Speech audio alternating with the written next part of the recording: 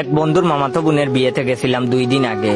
বন্ধুর নানা বাড়ি যেতে 7 ঘন্টা সময় লাগে, তাই আমরা বিয়ের একদিন আগেই মানে গায়ে হলুদের দিন গেছি। বন্ধুর গার্লফ্রেন্ড আছে, কিন্তু আমি পিওর সিঙ্গেল ছিলাম।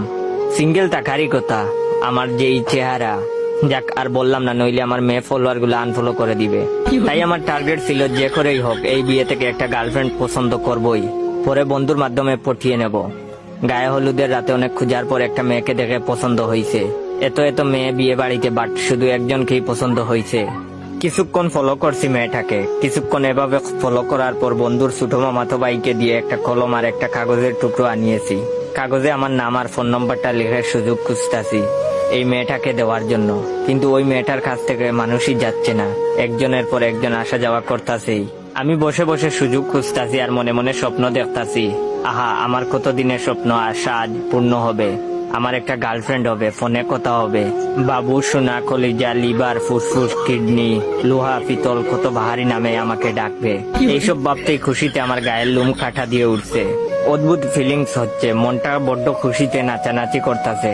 যাক, অবশেষে সেই সময় আসলো। মেয়েটা একা চেয়ারে বসে আছে। আমি সুযোগ কাজে লাগানোর জন্য মেয়েটার কাছে গেলাম। কাছে যেতেই মেয়েটা জিজ্ঞেস করলো, কিছু বলবেন ভাইয়া? ভাইয়া শব্দটা শুনেই ফিট হওয়ার অবস্থা আমার। এসেছি প্রপোজ করতে, ভাইয়া ডেকে আহত করে ফেলেছে। আমিও ছেড়ে দেওয়ার পাত্র না। কাগজের টুকরোটা হবু গার্লফ্রেন্ডের হাতে দিলাম। হবু গার্লফ্রেন্ড কাগজের টুকরোটা মেলে আমার নাম আর নাম্বারটা দেখে বলে, এটা কি? আমি লাজুক একটা হাসি দিয়ে বলছি, সময় করে কল দিয়েন।